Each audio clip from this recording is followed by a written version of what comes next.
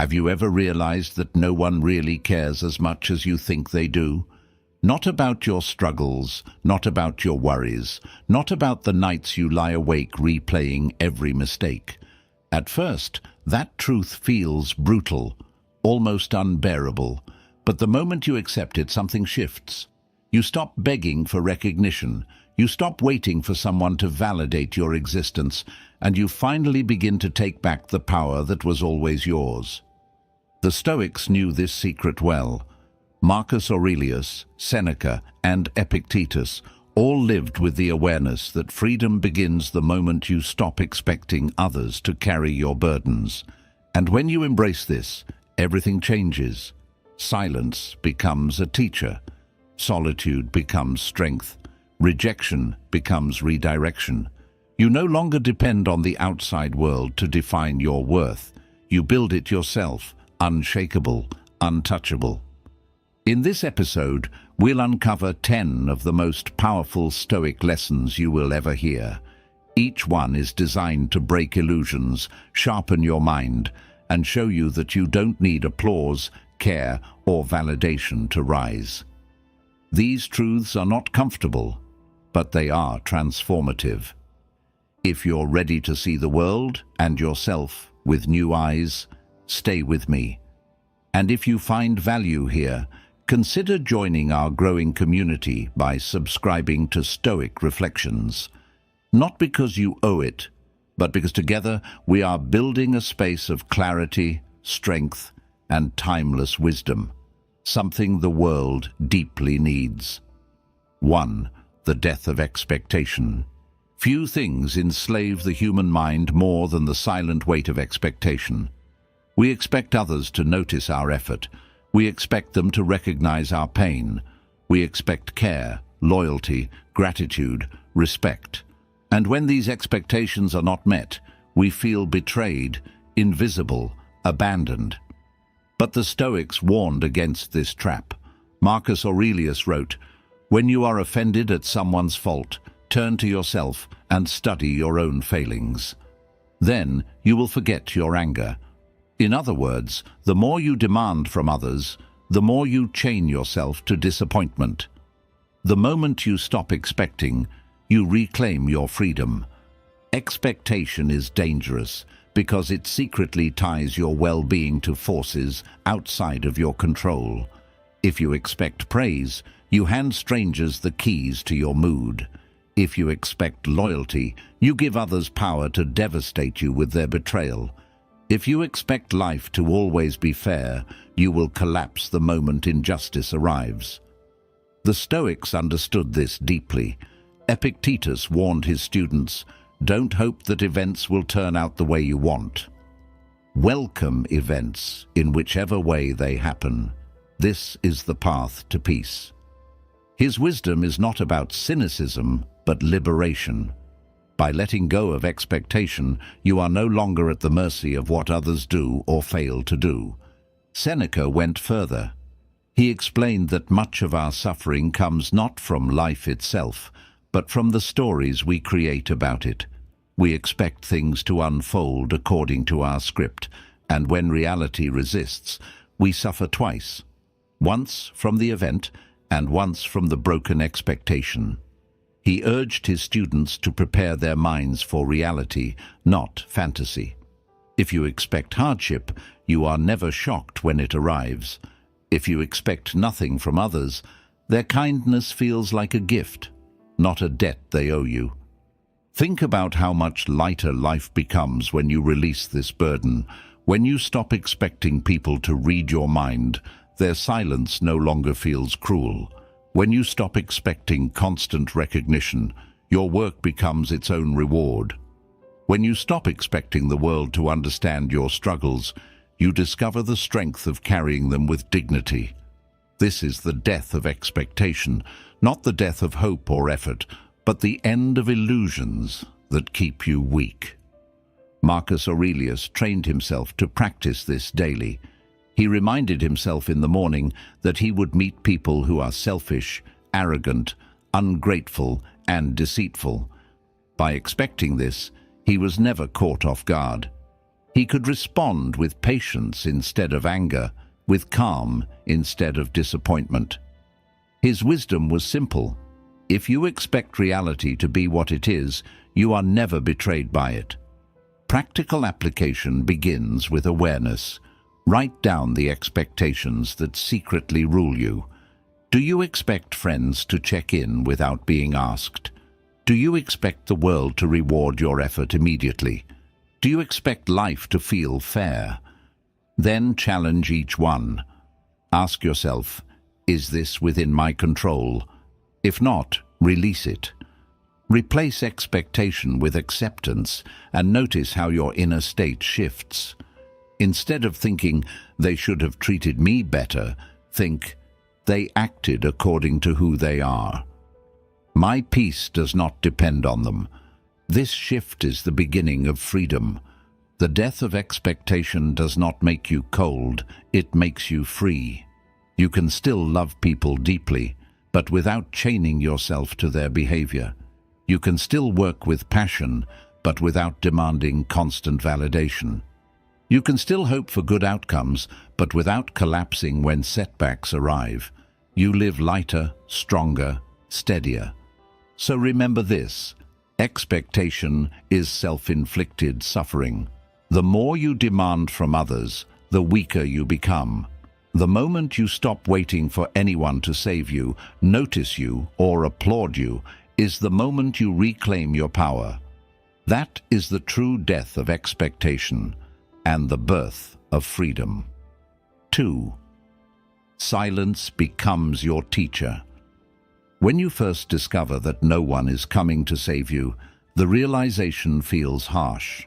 The silence of the world, the lack of applause, the absence of someone rushing to comfort you, it can feel like abandonment. But the Stoics remind us that silence is not cruelty. Silence is the arena where your strength is tested and your wisdom is born. Epictetus said, "When someone is properly grounded in life, they shouldn't have to look outside themselves for approval." What he meant is that silence is not emptiness. It is an invitation to build resilience within. We often believe that we learn best when surrounded by voices, teachers, friends, mentors, supporters. But too much noise drowns out the most important voice, your own. Marcus Aurelius frequently wrote to himself in solitude, not seeking answers from others, but drawing wisdom from silence. He reminded himself that life is short, that people will act according to their own nature, and that peace depends on mastering his inner dialogue. Without solitude, these reflections would have been impossible. Silence was his teacher, and his lessons became timeless. Seneca also spoke of silence as a crucible for wisdom. He argued that constant noise, the demands of crowds, the rush of business, the chatter of others, makes the soul restless and distracted. He wrote letters from moments of retreat, explaining that solitude and stillness sharpen perception. Only in silence, he believed, can a person measure what is truly essential. The lesson is clear. The absence of external voices allows the inner voice to speak louder. But silence is difficult because it exposes us. In the quiet, we can no longer run from our fears, regrets, or insecurities. Many people avoid solitude because they are terrified of facing themselves. They seek validation, distraction, or endless company, not because they love it, but because it shields them from silence. The Stoics, however, embraced it. They knew that if you can withstand silence, you become unbreakable. You learn to comfort yourself, to guide yourself, to strengthen yourself without needing an audience. This is why Epictetus told his students not to depend on others to make them whole. He said, "If you want to be independent, do not wish for things that depend on others." Silence trains this independence. When no one applauds, you must applaud yourself. When no one rescues you, you must carry yourself. When no one answers, you must create the answers. Slowly, you realize that the quiet is not empty at all. It is full of possibility. Practical application begins with embracing solitude instead of running from it. Set aside moments each day where you sit with silence. No phone, no noise, no distractions. Reflect on your thoughts. Ask yourself, what do I fear? What am I avoiding? What truths am I hiding from in the noise of daily life? At first, this feels uncomfortable, even unbearable. But as you continue, silence transforms from enemy to ally. It clears the fog and sharpens your mind. In silence, you also learn emotional control. Without constant validation, you discover that your emotions rise and fall without external influence. You learn to watch them instead of being consumed by them. You begin to see anger, sadness, and fear as temporary visitors, not permanent truths. This awareness is the foundation of Stoic calm, understanding that your mind is the final authority, not the noise around you. Marcus Aurelius captured this beautifully when he wrote, "Nowhere can man find a quieter or more untroubled retreat than in his own soul." That retreat is silence. It is not isolation from the world. It is connection with the deepest part of yourself. From that connection comes strength, clarity, and unshakable peace. So remember this: silence is not punishment. It is preparation. It strips away illusions, teaches you self-reliance, and sharpens your vision. When you stop fearing silence, you turn it into your greatest teacher. And once you can thrive in the absence of applause, you will never again depend on it. 3. Detach from being seen. One of the deepest traps a human can fall into is building their entire identity around being noticed. From a young age, we are conditioned to crave recognition, praise from parents, approval from teachers, validation from peers. This hunger follows us into adulthood, where we measure our worth by how many eyes are watching, how many people applaud, how often we are remembered. But the Stoics warned that this dependence on being seen is a kind of slavery. Marcus Aurelius wrote, "The opinion of 10,000 men is of no value if none of them know anything about the subject." In other words, being seen is not the same as being valued, and it certainly is not the same as being free. When you tie your self-worth to visibility, you become invisible to yourself. You perform not for your own growth, but for the applause of others. You bend your values to gain approval. You exaggerate your achievements so they seem more impressive. You sacrifice authenticity to be noticed, and in the process, you lose the only recognition that matters, your own. This is why detaching from being seen is such a powerful act. It is not indifference, it is liberation. Epictetus was clear on this point. He told his students, "If you wish to improve, be content to be thought foolish and stupid." Improvement often happens in obscurity. Growth is not glamorous. When you learn in silence, when you discipline yourself in private, when you fail without an audience, you may look invisible to the world, but in truth, you are building something that cannot be shaken. To detach from being seen is to choose depth over display, substance over performance. Seneca, too, criticized those who lived only to be noticed. He believed that true strength lies in living according to reason and virtue, not in chasing recognition. He wrote, "It is not the man who has too little, but the man who craves more that is poor." The same applies to recognition. The more you crave it, the more starved you become, no matter how much you receive. But the man who detaches from it is rich, because he needs nothing outside himself to confirm his worth. Modern life magnifies this trap through constant exposure. Social media, endless comparisons, the urge to display every detail. These feed the addiction to being seen. The irony is that the more we try to be visible, the emptier we often feel. True presence does not come from noise, it comes from silence. The Stoics would say, live in such a way that even if no one ever saw or praised you, your life would still be worth living. Practical application means shifting your focus inward. Instead of asking, did they notice me? Ask, did I stay true to my values? Instead of craving the spotlight, practice contentment in obscurity. Train yourself to find satisfaction in private victories. The workout no one applauded, the promise you kept to yourself, the moment you resisted anger when no one was watching. These acts may be invisible to others, but they are the bricks that build your character. Detaching from being seen also protects you from manipulation. When people know you crave recognition, they can control you with it, giving or withholding approval to bend your behavior. But when you no longer depend on it, you become untouchable. Your worth is no longer in their hands, it is in your actions. You live not for their eyes, but for your own soul. Marcus Aurelius reminded himself of this truth when he wrote, "Be content with what you are, and wish not to be elsewhere or otherwise." To detach from being seen is to finally live according to this wisdom. You no longer need the gaze of the world to feel alive.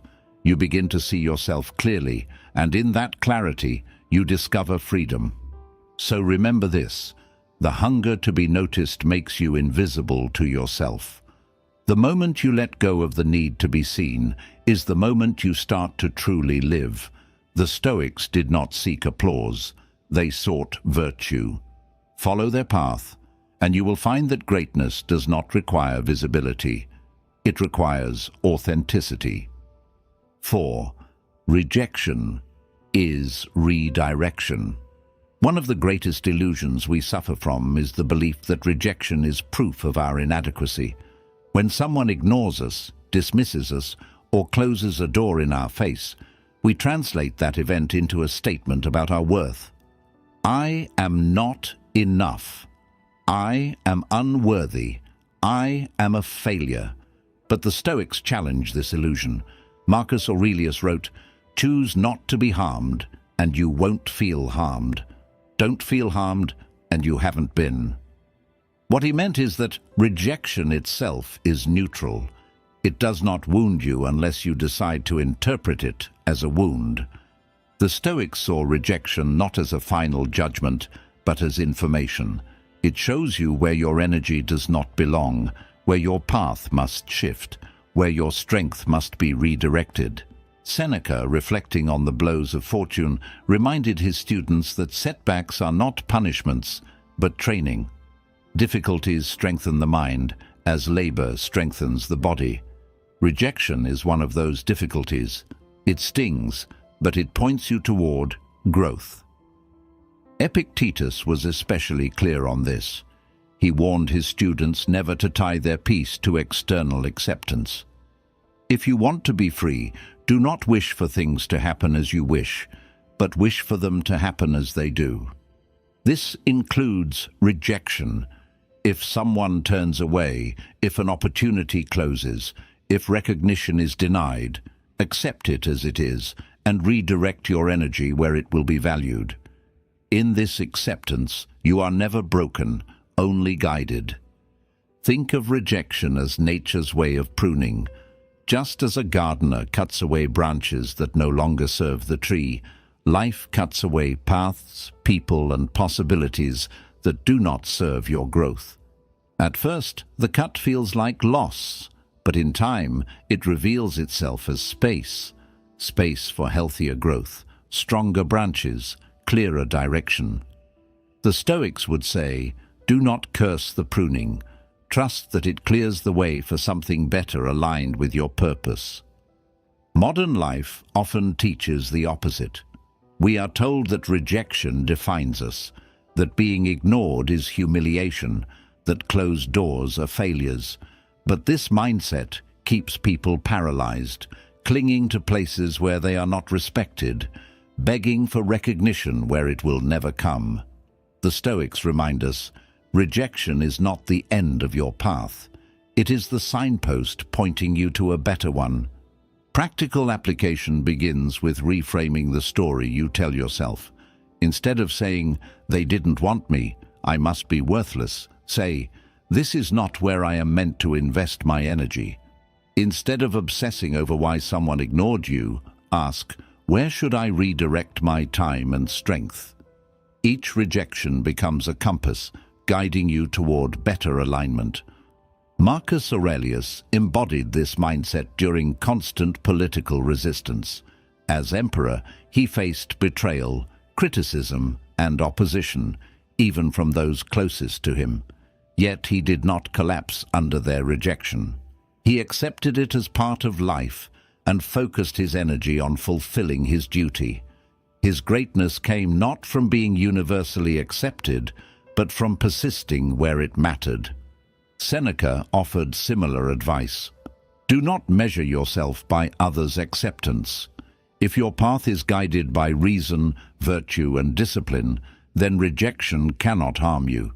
In fact, it sharpens you. It teaches resilience, self-reliance, and independence. Each closed door becomes an opportunity to test your strength, to prove to yourself that your worth is not for others to grant or deny. So remember this: rejection is not the world telling you that you are weak. It is the world telling you that your energy belongs elsewhere. It is redirection, not defeat. The Stoics lived by this truth, refusing to tie their peace to the acceptance of others. Follow their wisdom, and you will see rejection not as a wound, but as a teacher, one that points you toward freedom, clarity, and strength. 5. Self-reliance is real freedom. One of the deepest truths in Stoic philosophy is that the moment you stop outsourcing your peace to others, you stop being fragile. Most of our suffering comes from believing that we need someone else to validate us, rescue us, or make us whole. But when you place your happiness in the hands of others, you hand them the power to destroy it. Marcus Aurelius wrote, "It never ceases to amaze me. We all love ourselves more than other people, but care more about their opinion than our own." This is the essence of dependence, valuing external voices above your own. Real freedom begins when you break this pattern and learn to rely on yourself. Self-reliance is not isolation or coldness. The Stoics were not against community, friendship, or love. They valued these deeply, but they warned against dependency, the idea that without someone else's approval or presence, you are incomplete. Epictetus said, "When you are offended at any man's fault, turn to yourself and study your own failings. Then you will forget your anger." His point was clear: always bring the responsibility back to yourself. When you rely on yourself to process pain, to grow, to heal, no one else has the power to shatter you. Seneca often described how people weaken themselves by tying their peace to fortune, to status, or to the love of others. These things are fragile, temporary, and outside your control. He warned, if you are pained by any external thing, it is not this thing that disturbs you, but your judgment about it. In other words, relying on what is not yours to control makes you a prisoner. Relying on your own reason, discipline, and choices makes you free. Modern life constantly tempts us to seek external solutions. We expect others to heal our wounds, to make us happy, to carry our burdens. But this expectation is what keeps us weak. Self-reliance does not mean rejecting help when it comes. It means not depending on it for survival. It means being able to stand alone when necessary, to carry your own weight, to remain unshaken when support is absent. Think of Marcus Aurelius, who faced plague, betrayal, and constant political strife. As emperor, he could not always count on loyalty or comfort. Yet his meditations reveal a man who turned inward for strength. He reminded himself that no matter how chaotic the empire became, his mind remained his own. That inner fortress was his true power, his unshakable freedom. Practical application begins with small steps. Instead of expecting others to solve your problems, ask, "What can I do now with what I have?" Instead of seeking constant comfort from friends or family, practice sitting with discomfort and guiding yourself through it. Build daily habits that make you strong: discipline, reflection, self-control. Each time you face hardship without collapsing into dependency, you add another brick to your fortress of self-reliance. The beauty of self-reliance is that it does not make you harder to love, it makes you easier to respect. People admire those who stand firm, who do not beg for validation, who do not crumble at rejection. When you no longer need others to make you whole, you can engage with them from strength, not desperation. Your relationships become healthier because they are based on choice, not on need. So remember this: self-reliance is real freedom. It is the power to stand when others walk away. It is the ability to heal without begging for care. It is the quiet strength of knowing that no matter what happens outside, your inner world remains unshaken. The Stoics remind us that the one who masters himself is freer than the one who rules nations. Build this freedom daily, and you will discover that self-reliance is not loneliness, it is liberation. 6. Privacy protects your power. In a world obsessed with exposure, the Stoics would remind us of a forgotten truth. Not every wound needs an audience.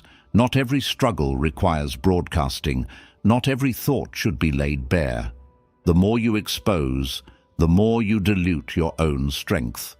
The more you keep sacred, the more power you retain. Marcus Aurelius wrote, "The more we value things outside our control, the less control we have."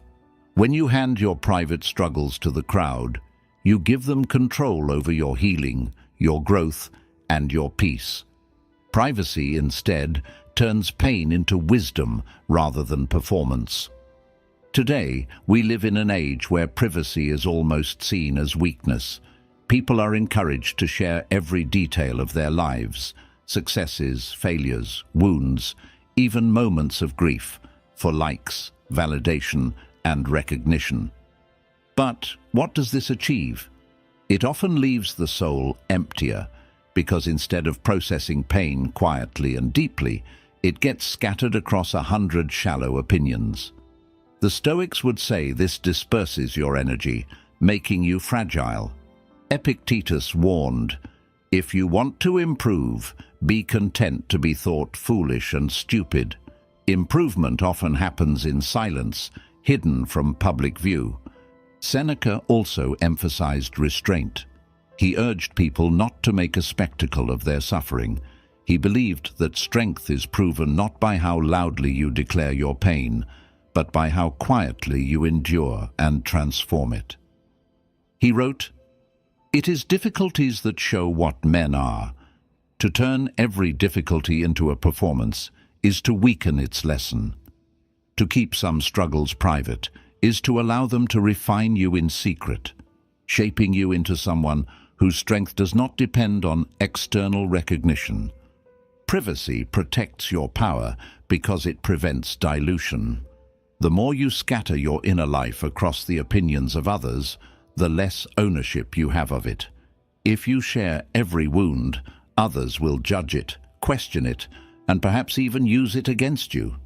But when you hold certain battles close, you retain control over their meaning. You decide how to transform them. You decide how they shape you. No one else. Practical application of this principle is simple but demanding. Stop oversharing. You don't need to announce every failure, every hurt, every dream. Choose carefully what you reveal and to whom. Keep your deepest struggles sacred and process them in solitude, reflection, or in the company of only the wisest and most trusted. When you protect your inner life this way, you preserve your energy for growth rather than scattering it for attention. Marcus Aurelius himself modeled this. His meditations were never written for the public. They were his private reflections, a dialogue with himself, a space to process his pain and discipline his mind. Had he written them for applause, they would have been diluted. Because he wrote them in privacy, their wisdom is raw, powerful, unfiltered. His greatest strength came not from performance, but from honest self-reflection. Privacy also builds mystery, and mystery commands respect. When others cannot read your every thought, when they cannot predict your every move, your presence grows stronger. You are no longer desperate to be understood, and paradoxically, this makes you more respected. Quiet power is greater than noisy weakness. So remember, not everything needs to be said. Not every pain needs to be displayed. Not every victory needs to be shouted. Privacy protects your power. It keeps your energy concentrated, your dignity intact, and your growth authentic. The Stoics remind us that strength is proven not in how loudly you share your wounds, but in how silently you transform them into wisdom. 7. Solitude transforms you. At first, solitude feels like exile, the absence of company, the silence of empty rooms, the realization that no one is coming to fill the void. It can feel unbearable. But the Stoics knew that solitude, when embraced with intention, is not punishment. It is a furnace that burns away weakness and reveals clarity, resilience, and self-trust. Marcus Aurelius wrote, "Nowhere can man find a quieter or more untroubled retreat than in his own soul." What he meant is that solitude is not an absence of connection, it is the presence of yourself. And until you can be at peace alone, you will never be free among others. Most people fear solitude because it strips away distraction. Surrounded by others, you can avoid yourself. You can drown out your doubts with noise, cover your insecurities with attention, and escape your thoughts in constant activity. But when you are alone, there is no escape. You are forced to face your own mind. This is why so many run from solitude. They are terrified of meeting themselves. The Stoics, however, taught the opposite. Run towards solitude, because only there will you discover who you truly are. Seneca emphasized the power of retreat, not as withdrawal from life, but as renewal for the soul. He wrote, "We should withdraw into ourselves, for it is in the inner man that truth dwells." To him, solitude was not laziness or cowardice, it was a workshop for the spirit. In solitude you reflect, you reorder your values, you sharpen your discipline. Without it, you risk living a life that is reactive, shallow, and entirely shaped by the noise of others. Epictetus also urged his students to practice self-sufficiency. He reminded them that relying too much on company, applause, or external validation makes the soul fragile. When you are alone, call this condition peace and freedom, and look upon it as the way that the gods live. This reframes solitude not as loss, but as privilege. The gods do not need endless chatter or approval to feel whole. Why should you? But solitude must be intentional. Isolation without purpose can lead to bitterness or despair. The Stoics teach that solitude should be used as a time for training, disciplining your mind, reflecting on your actions, strengthening your self-mastery. When used this way, loneliness transforms into clarity. You stop fearing silence and begin listening to the wisdom hidden within it. Practical application means deliberately creating space for solitude in your daily life. Turn off distractions, step away from noise, spend time journaling, reflecting, or simply sitting with your thoughts. At first, it may feel uncomfortable, even painful, because you will encounter the parts of yourself you usually avoid. But with practice, solitude becomes the strongest foundation you have. It teaches you that you are capable of carrying yourself, that you can endure silence without breaking, that you can be your own anchor when the world feels unstable. Marcus Aurelius, despite being emperor of Rome, carved out time for solitude in the midst of war, politics, and chaos. His meditations are proof of this discipline. They are not grand speeches or public declarations. They are quiet conversations with himself. In those moments of solitude, he refined his strength, anchored his purpose, and kept his sanity intact. If solitude could transform the most powerful man in the world, it can transform you too. So remember, solitude is not exile. It is transformation. Loneliness may sting at first, but if you embrace it, it becomes clarity, strength, and self-trust. The one who learns to stand firmly in solitude becomes unshakable in company. The one who fears being alone will always be dependent, fragile, and at the mercy of others. The Stoics remind us that solitude, far from being a curse, is one of life's greatest teachers, if you have the courage to enter it. 8. The old self must die. There comes a point in every life where the person you have been can no longer take you where you need to go. The version of you that craved approval, that lived for recognition, that depended on being noticed. This self is outdated. It was built on fragility, on illusions, on chains. To grow into freedom, that old self must die.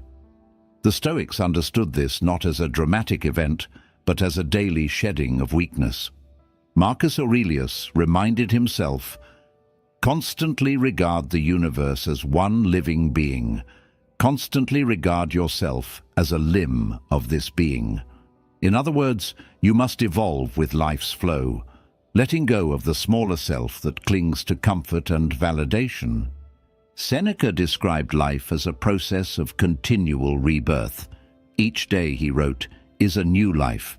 And with each new life, the old habits, illusions, and weaknesses must be left behind. If you cling to them, you suffer. If you release them, you evolve. The person you were yesterday may have been addicted to the opinions of others. The person you are today can begin the work of independence. The person you will be tomorrow, if you persist, will be unshakable. The old self's death is not tragedy. It is progress. Epictetus put it bluntly, "Why then are you not content to be improved? Only see what you were before and what you are now." He encouraged his students to recognize their growth, not as a betrayal of the old self, but as proof of transformation. But he also warned that improvement requires sacrifice. The old self will resist. It will cling, protest, and beg to survive. It whispers, "Stay the same, stay comfortable, stay noticed." To reject this voice is painful but necessary. This death is not about hating who you were. It is about honoring who you are becoming. The self that chased validation served a purpose. It kept you alive. It helped you navigate early struggles. But now it is too small. The Stoics teach that clinging to it is like refusing to leave childhood toys behind. Growth demands maturity, and maturity demands letting go. Practical application begins with honest reflection. Ask yourself, which parts of me are no longer serving me? Which habits, beliefs, or attachments keep me fragile? Write them down. Then, consciously practice releasing them. For example, if you habitually seek praise, resist the urge and let your actions stand alone. If you depend on constant company, spend time in solitude. If you fear disapproval, expose yourself to it without retreat. Each time you choose the new self, the old self weakens. Marcus Aurelius practiced this daily death by reminding himself that life itself is fleeting. He wrote, "Think of yourself as dead. You have lived your life. Now take what's left and live it properly. By imagining himself already dead, he freed himself from the illusions of the old self. He no longer needed approval or recognition. What mattered was living according to virtue, here and now. Seneca too embraced this concept of daily death. He argued that death is not just the end of life, but a process that happens constantly. Each day the old self dies, and a new one emerges. To resist this process is to stagnate. To embrace it is to evolve. When you let go of the outdated self, you create space for the stronger self to emerge. So remember, the old self must die. The version of you addicted to approval, fragile in solitude, desperate to be noticed, that self cannot carry you into freedom. Do not mourn its death. Honor it for what it was. Then let it go. In its place, build the self that is calm, disciplined, self-reliant, and unshakable. This death is not the end. It is the beginning of who you were always meant to be. 9. Quiet power is unstoppable. In a world where everyone is shouting to be noticed, there is something magnetic about the one who stays calm, steady, and silent. The Stoics understood that true authority does not need noise. It does not demand attention, it commands it. Marcus Aurelius ruled the most powerful empire on earth, yet his writings are not filled with boasts or declarations of strength. Instead, they reveal a man who sought calm, reason, and restraint. His power was not in his words, but in his presence. That is the essence of quiet power, and once you embrace it, you become unstoppable. Noise is often a disguise for insecurity. People who constantly explain, defend, or advertise themselves do so because they are unsure of their worth. They confuse volume with strength. But Seneca warned that the wise do not need to prove themselves through noise.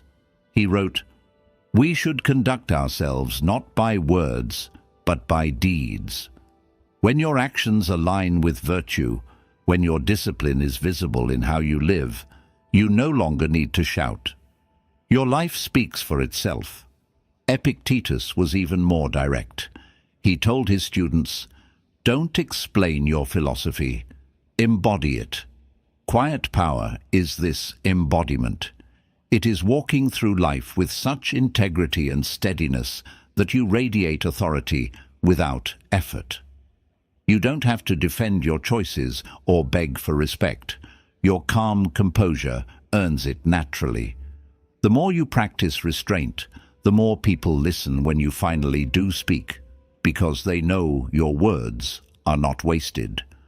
Quiet power is also unshakable because it does not depend on others.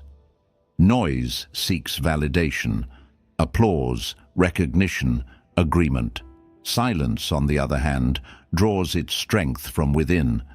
When you no longer need to be seen or heard constantly, you become untouchable.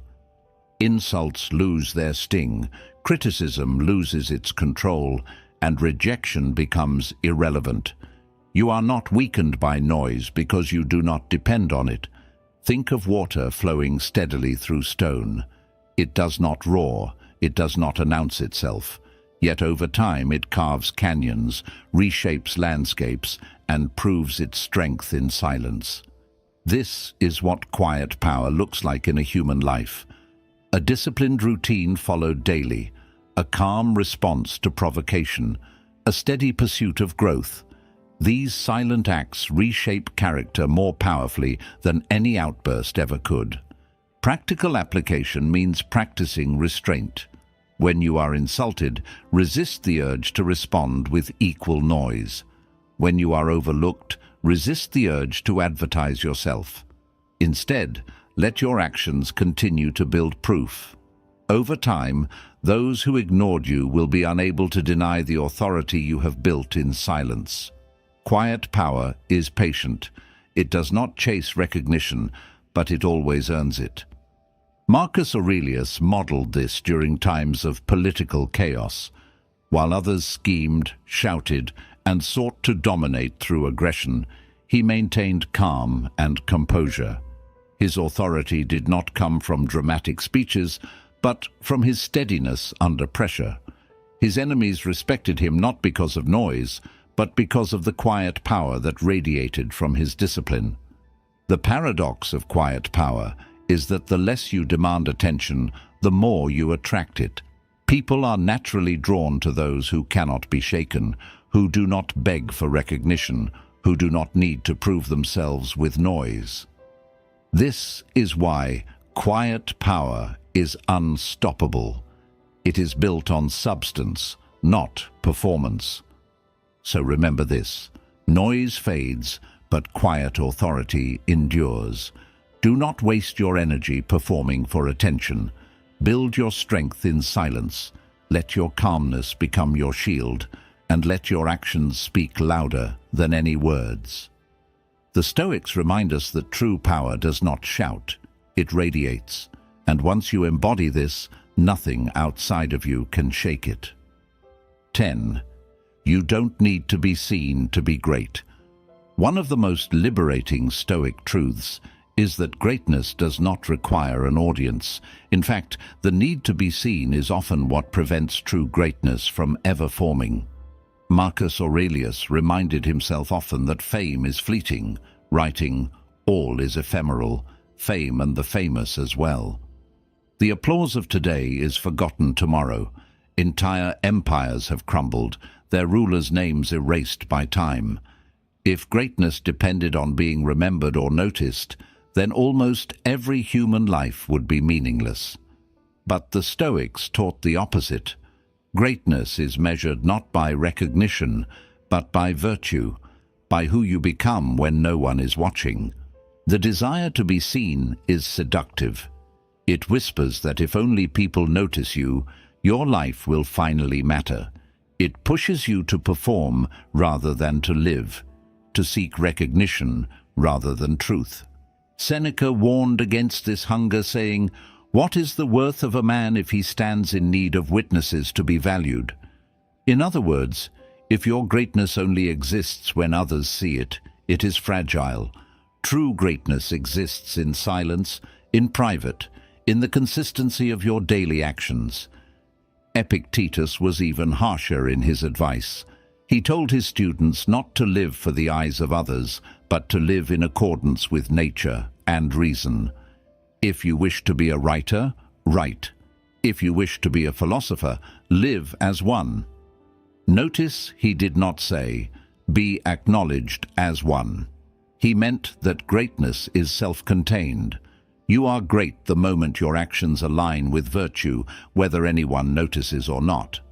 Think of a seed planted deep in the soil. It is unseen for months, hidden in darkness, yet it is there that its strength is built. The roots grow, the foundation deepens, and only later does the tree emerge. But the greatness of that tree did not begin when it was seen. It began in the unseen work below the surface. So it is with you. Your unseen efforts, your quiet discipline, your private victories, these are where your greatness is truly born. Modern culture trains us to believe the opposite. We are taught that visibility is the same as worth. Followers, likes, applause, these are the counterfeit currencies of greatness. But they are fragile, and the soul that depends on them is always poor. The Stoics remind us that you do not need to be visible to be valuable.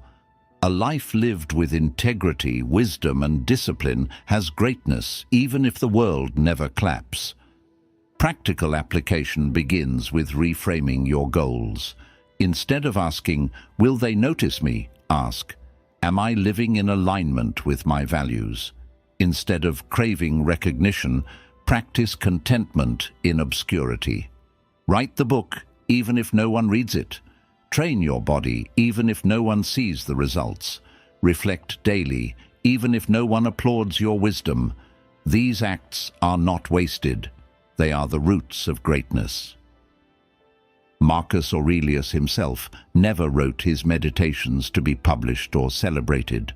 They were private notes to himself, exercises in philosophy, tools for survival. He did not need to be seen to be great. And yet, precisely because he wrote without seeking recognition, his words carry unmatched authenticity and strength, echoing across centuries. His greatness was not in being seen, it was in being true. So remember this: you don't need to be seen to be great. You don't need applause, validation, or an audience. You need discipline, self-mastery, and alignment with virtue. The world may ignore you now, but that does not make your life meaningless. True greatness is self-contained. Build it in silence, live it in action, and let time itself bear witness. Recognition may or may not come, but your greatness does not depend on it. At the end of all these reflections, the Stoics leave us with a truth both unsettling and liberating. You do not need to be noticed, applauded, or even remembered to live a great life. The world may never care about your struggles, but that does not diminish your strength. Recognition may never come, but that does not erase your virtue. The crowd may stay silent, but within that silence, you discover the voice that truly matters, your own. Marcus Aurelius, Seneca, and Epictetus remind us that freedom begins the moment we stop depending on others to define our worth. The death of expectation frees us. Silence teaches us. Solitude strengthens us.